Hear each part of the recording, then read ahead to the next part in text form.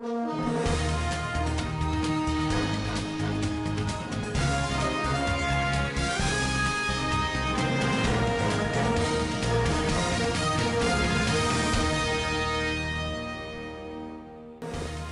Matawalle warns ex-Governor Yari against inciting e-transfers. Students preparing for 2020 UTME are to benefit from the new learning system concept. Governor Aminu Waziri Tambol of Sokoto State has warned the contractors working in the state against delivering substandard jobs. On business, new Finance Act to revive nascent $2.77 billion asset management industry. And on the international scene, top U.S. general in Africa warns the growing threats as Trump administration waits cutting troop numbers.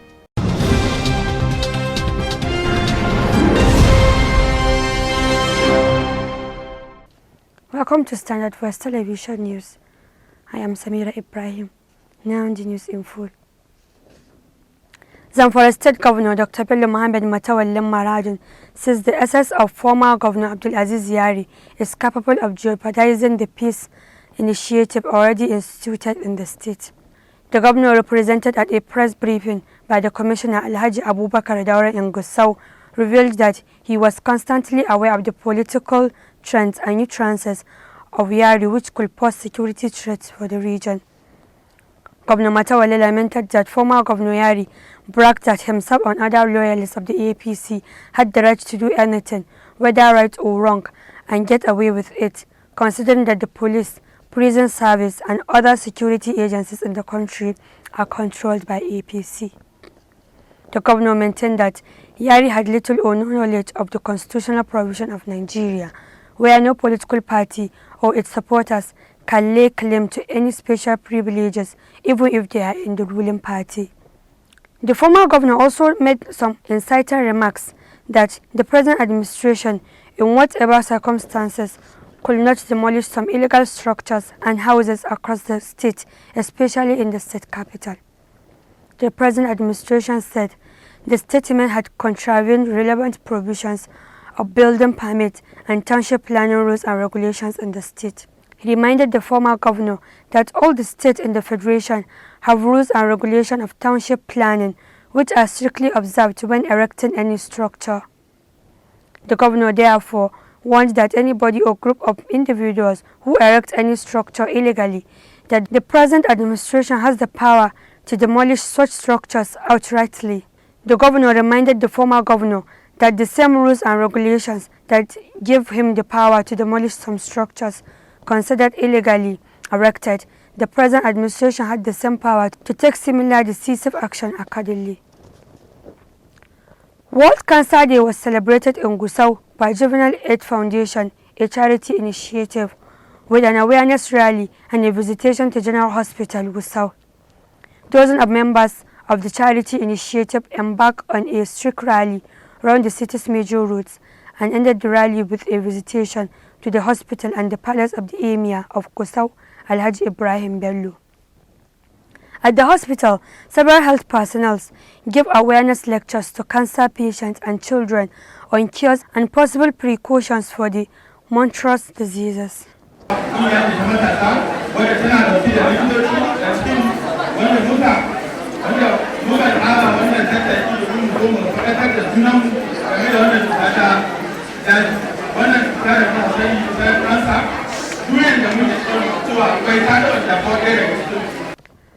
Students preparing for the 2020 tertiary matriculation examinations across the country will benefit from ready learning system concepts and innovative approach to change the narrative of poor performance and frustration with gaining admission success.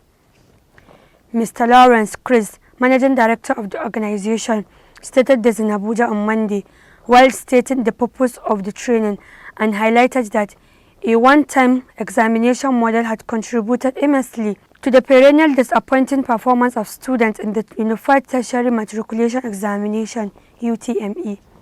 He added that by the time the examination was over, many students will have had only one opportunity to prove their suitability and not everyone will be lucky at the end of the day. According to him, many of these odds are outside the control of the students. The examination tension whereby candidates forget even their own names is a familiar scene.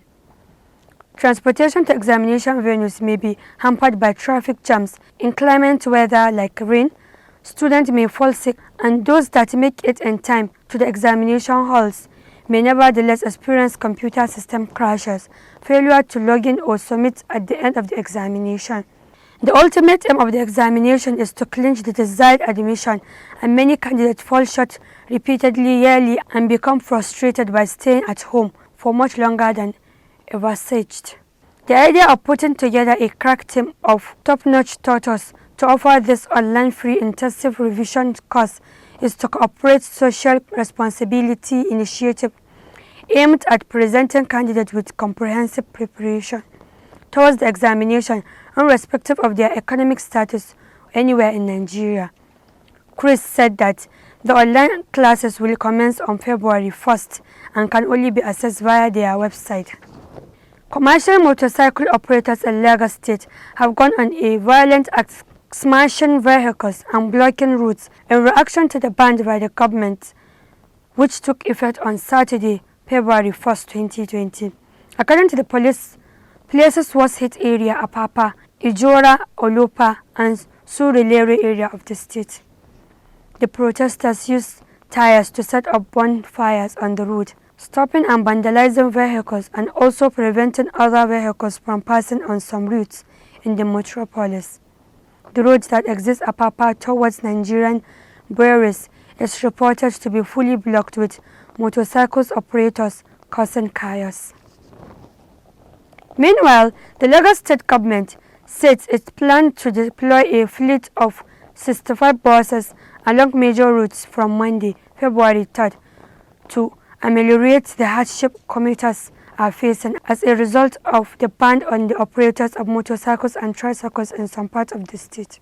The State Commissioner for Information, Benga Omotosho, said last month that the restriction came after consultations with stakeholders, the State Security Council, in compliance with the Extant Transport Sector Reform Law 2018. Mr. Omotosho said it is the first stage of a pilot to which the state government plans to sanitize its routes and project Lagosians from the negative effect of what he calls illegal modes of transportation. In the earlier broadcast, Mr. Omotosho reeled out the disturbing statistics, where he said that from 2016 to 2019, there has been over 10,000 accidents associated with motorbikes and tricycles riders in the state, with total number of reported deaths, including many more unreported cases, put at 600 within the period under review. Edo State Governor Mr. Godwin Obaseki has asked the Inspector General of Police, Muhammad Adamu, and the Director General Department of State Services, DSS, Yusuf Bichi, to arrest the National Chairman of the ruling All Progressives Congress, APC, Comrade Adams Oshomole, for holding political rally in the state. Governor Obaseki said in spite of the ban placed on such activities by his administration, his predecessor has crossed the line in going against the law. The governor spoke through his deputy, Comrade Philip Shuaibu, on Monday in Abuja, saying a petition to that effect will be submitted to the relevant authorities. The brewing feud and internal power tussle between the two APC chieftains has continued unabated despite pleas by the Oba of Benin, Omonoba Edo the first, who met with President Muhammadu Buhari in Abuja last year to wade into the situation, which has caused political tensions in the state. Ex-Economic and Financial Crimes Commission Chairman Farida Waziri is set to unveil a book titled One Step Ahead, Life as a Spy, Detective and Anti-Graft Cra. In a statement on Monday, Waziri said the book was aimed at rendering her account by presenting her mosaic experience as Special Branch Operative, a pioneer head of the Special Fraud Unit, a detective at CID, a commissioner of police, a former chair of the EFCC, a wife of Nigeria's ambassador to Turkey, and a lawyer that sat through one of the stormiest moments of this country and witnessed firsthand behind-the-scene happenings that form part of Nigeria's development history. She said the book will be presented in Abuja on February 11. The statement said Vice President Yemi Osinbajo, ex-head of state, General Yakubu Gowon, the Sultan of Sokoto Sa'ad Abubakar III, the Emir of Kano, Muhammad Sanusi, and the Oba of Lagos, Rilwan Akiolu, were among the personalities expected at the event. The Ekiti State Governor, Dr. Kayode Fayemi, has approved the appointment of Mrs. Morenike Olapeju Babafemi as the new first female head of service in the state civil service.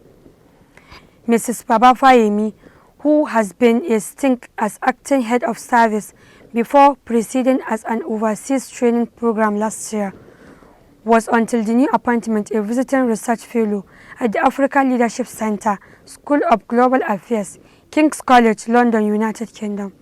According to a statement on Monday, the chief press secretary to the governor, Mr. Yinka Oyobode, Babafemi's appointment takes effect from Monday, February 10, 2020.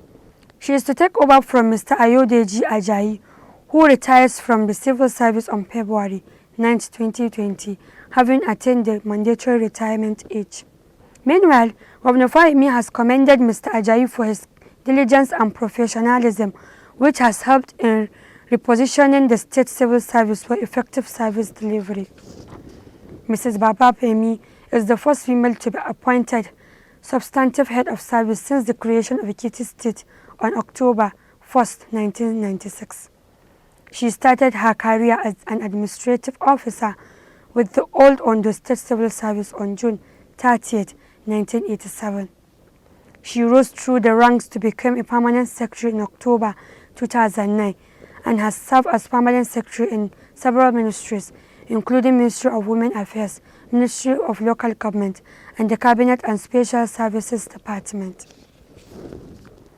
The Minister of Justice, Abubakar Malami, has decried the level of acrimony and slander that currently dominates the nation's social media space. He made this known during a town hall meeting in Abuja on social media and anti-hate speech bills organized by their Communications PLC. Mr. Malami was represented by his special advisor on media and publicity, Dr. Umar Gwandu. According to him, Nigeria needs social media more in the area of enhancing national unity, patriotism, human capacity development, including entrepreneurial skills, and not for tearing the nation apart. He said the rate at which the proliferation of acrimony and vilifying statements dominate the social media space is alarming, pointing out that the consequence of which will be dangerous. The Attorney General said no society will fold its arms and allow such ominous crime to go unchecked. He, however, said that the media had tried vigorously in the enhancement of democratic governance and had been instrumental in the process of ensuring good governance through the fight against corruption and upholding the rule of law in line with Section 22 of the 1999 Constitution as amended. Governor Aminu Waziri Tambol of Sokoto State has warned the contractors working in the state against delivering substandard jobs. The governor gave the warning in Sokoto on Sunday at the inauguration of the 2018 matching grant project and distribution of intent letters to successful contractors. The governor said that the delivery of substandard jobs by any contractor in the state will not be accepted. The state government will not be and will never accept any job by any contractor that is not up to standard. As such, any substandard job by a contractor will be revoked, and that person or company will never be considered by the government in future projects. He directed the Universal Basic Education Board through its planning department to ensure strict compliance with contract specification. He added that the inauguration marked another milestone in his administration's desire to ensure transparency and accountability in the education sector. The flagging up of the 2018 matching grant project and distribution of intent letters to more than 200 contractors is another success in that direction. Conscious of the large population in basic education, the state government has dedicated 26% of the budget to education, which will metapose into the construction of more classrooms, provision of more furniture, the procurement of large consignment of teaching and learning materials, as well as employment of more qualified teachers and capacity development programs for the teachers. Governor Aminu Waziri Tambuwal further said that the commitment of the state government towards conducive learning environment is highly appreciable. We'll be right back after this short commercial break. Stay tuned.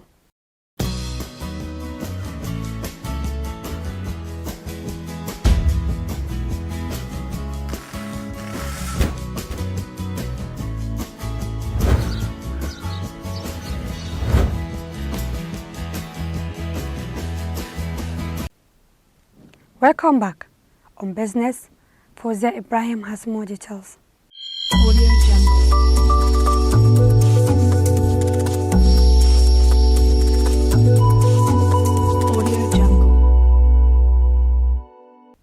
Hello there. Welcome to Business News. I am Fozia Dosara.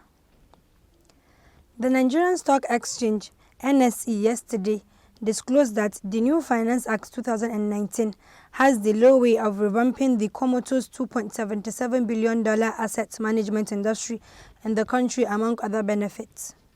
The Chief Executive Officer, NSE, Oscar Onyema, stated this at a symposium on a Finance Act 2019 in Lagos, saying that since 2014, the exchange, alongside the Securities and Exchange Commission, SEC, as well as other capital market stakeholders, have been at the forefront of advocacy with policy makers and tax authorities for a favorable tax structure for primary and secondary market activities in the Nigerian capital markets. He explained that the benefits include tax incentive for public companies and capital market investors, removal of double taxation in collective investment scheme (CIS) and real estate investment scheme (REITs), as well as manufactured dividend in securities lending, to mention a few. The NSE boss stressed that the elimination of double taxation in collective investment scheme (CIS), including real estate investment structure as pronounced by the Act, is expected to have a significant impact on the growth of the currently nascent $2.77 billion assets management industry in Nigeria.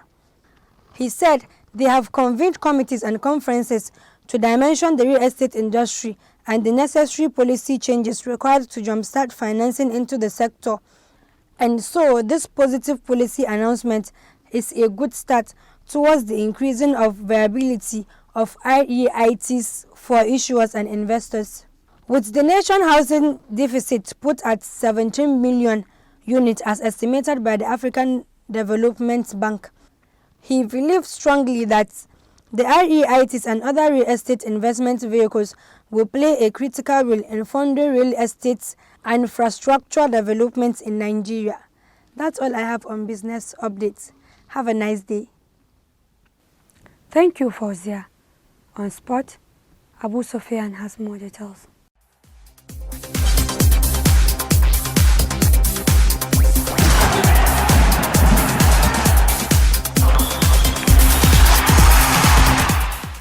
Hello, welcome to Standard Voice Television Sports Room. My name is Abu Sufyan Abakar, and as usual, I bring the sports updates. Former Super Eagles captain John Obi Mikel was last weekend involved in a brawl with Fenerbahce's Emre Belözoğlu following an alleged racial abuse of the former Chelsea FC midfielder. Although Mikel's Trabzonspor won the Turkish Super League clash 2-1, the talking point of the encounter was the racial abuse, and it took the intervention of the teammates of Mikel to prevent the brawl from degenerating into further ugly situation. According to reports, Mikel took on Emery at the end of the ill-tempered game after the former Inter Milan Newcastle United midfielder was alleged to have called the Nigerian a nigger out of frustration of losing Trabzonspor at the Medical Park Arena. It's not the first time that Emery has been accused of saying such racist remarks to black players, as he once did same to former Ivorian midfielder Didier Zokora, and without an apology attempted to shake the hands of Zokora in the reverse fixture, which the former Elephant star declined. Mikel is believed to have already filed a complaint with the Turkish Football Federation for necessary action to be taken against Emery, with Trabzonspor strongly behind the Nigerian. Since joining the Turkish side, Mikel has emerged as one of the most important players, and over the weekend, he once again distinguished himself with a performance which clearly shows that the former Chelsea midfielder still has the class that made him a hit at the Stamford Bridge years ago. Super Eagles forward Odion Ighalo's spirit seems to be sky high after securing his dream move to Manchester United. The striker was pictured smiling and laughing outside the Lorry Hotel yesterday. He stepped out of his temporary residence dressed in a grey Nike hoodie and greeted by fans. The 30-year-old forward supported United as a child, and it seems he's still reveling in his move to the Old Trafford club. Ighalo fused over a baby and chatted with his friends in the car park outside United's frequently used hotel in Manchester city centre. The former Watford man has joined on loan from Shanghai Shenhua, and his new club will be paying a third of his $300,000 weekly wage.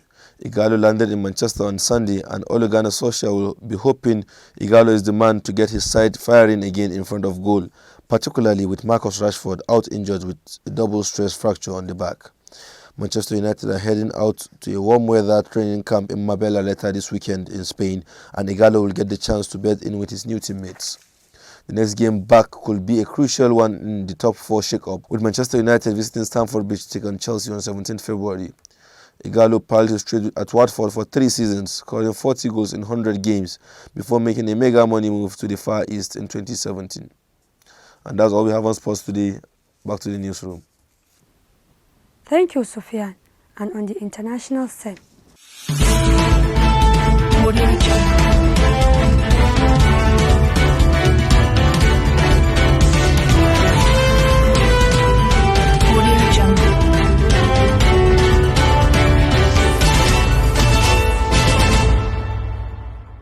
Citing Russian mercenaries, strategic Chinese investments, and the growing threat from terrorist groups linked to ISIS and Al-Qaeda, the top general overseeing U.S. operations in Africa advocated for the U.S. keeping a military presence in Africa as the Trump administration considers a major drawdown of troops from the continent in order to better focus on challenges posed by Russia and China. The U.S. general said a few troops and a few bucks can go a long way and make a real difference in Africa. General Stephen Townsend, the head of U.S. Africa Command, said at a Senate Armed Service Committee hearing that in the past, they have been able to pay less attention to Africa, and it was okay for Africa, but this will not be the case for the future. General Townsend was asked repeatedly about the ongoing review by the Defense Department of the military's combatant commands, which many lawmakers believe could include cuts to U.S. troops in Africa, especially forces engaged in counterterrorism efforts. Several Republican and Democratic lawmakers have publicly pushed back any suggestion troops should be cut back on the continent. Africa Command provides an enormous value to the nation for an extremely modest level of investment. Republican Senator James Inhofe of Oklahoma, the chairman of the Senate's Armed Service Committee, said in a statement earlier this month, "Despite this, I understand that DoD is reviewing our military presence in Africa and is considering significant cuts." Inhofe added later, saying any drawdown of our troops will be short-sighted, could cripple AFRICOM's ability to execute its mission, and as a result, will harm national security. Secretary of Defense Mark Esper said Thursday that the review will not necessarily lead to a reduction in troops level, but could lead to forces being taxed away from counter-terrorism operations. That has been the news from Standard Voice Television. To end the news, a quick look at the major headlines. Governor Matawalle warns ex-Governor Yari against inciting e-transfers. Students preparing for 2020 UTME are to benefit from the new learning system concept.